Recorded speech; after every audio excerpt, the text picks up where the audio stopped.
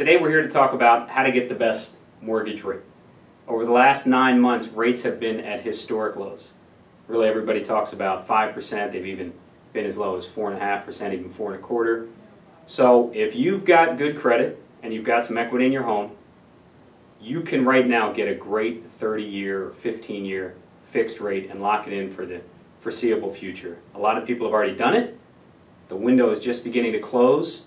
Today's August the 12th, and some speculate that within the next 60 days or so, rates are going to begin to go back up as inflationary fears start to creep back in. But for now, the question we're addressing today is how to get the best mortgage rate. There's lots of options out there.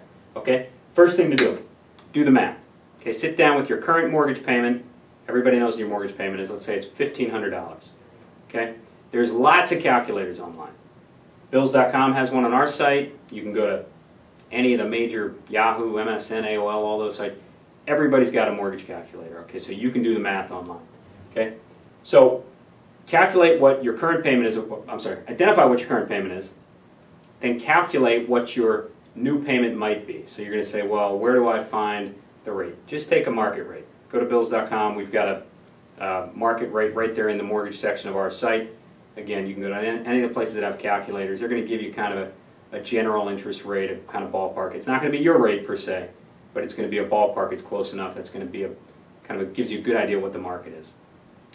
See if your payment at $1,500, once you calculate your new payment, is hopefully more than what your new payment would be.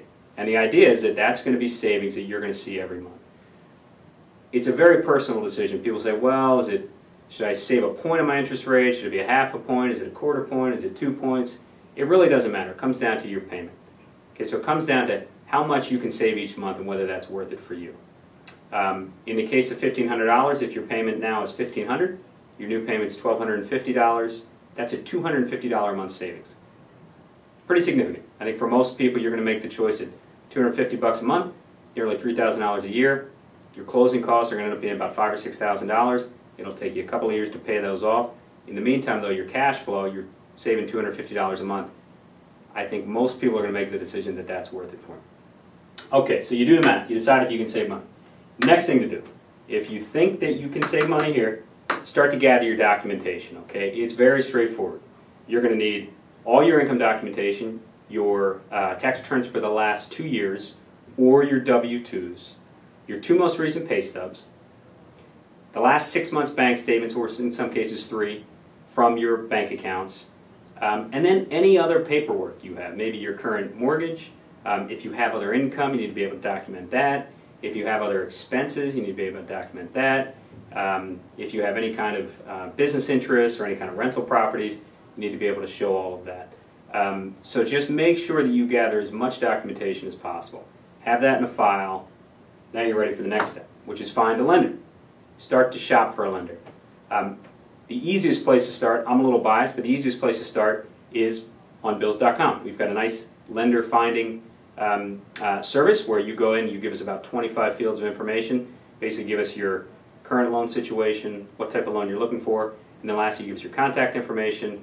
We then will match you with up to 4 or 5 lenders who will be able to help you. Okay, they've been pre-screened to help your specific situation. Now we're not alone in doing this, there's other folks out there. Again, I'm biased, and we certainly have a good service we've been using for 3.5 years, and we have a lot of satisfied customers. We'll help you find a lender. All we're going to do is introduce you. Okay? From there, you're going to have a few lenders at your disposal, and you're going to want to interview them. Just like you'd interview any contractor, anybody that's coming in to redo your floors or paint your house. You want to interview them. You want to talk to them, one, of course, about their rates. That's a very important one. But you also want to make sure that it's a company that you feel comfortable doing business with, that's credible, that's going to get your loan funded, and that's going to make it a reasonably pleasant experience. Now, granted, it is a bit of a commodity, but with that said, it's not always all about rate. You may get somebody that comes in and gives you the very lowest rate. They may not be able to get your loan done, okay? Or they may change the terms when you get to the closing table. So you need to be cautious of that. Choose somebody that you're comfortable with, that you think can definitely help save you money. Stay with them, okay? That's my last point. Lock and close.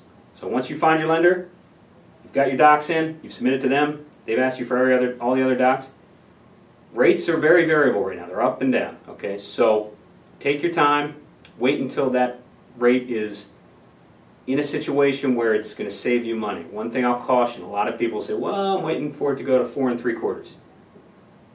That's a strategy, not the one we recommend. Okay, you want to think about your current situation, your payment, how much money you're going to save. When that rate hits a spot where, hey, this is material now, I'm actually saving money monthly, that's when you lock your loan. Nobody knows where interest rates are going to go up, and again, the fears are is in the next 60 days rates are going to start to creep back up. So it's better to move quickly and not kick yourself for missing an opportunity to lock in a great 30-year fixed rate.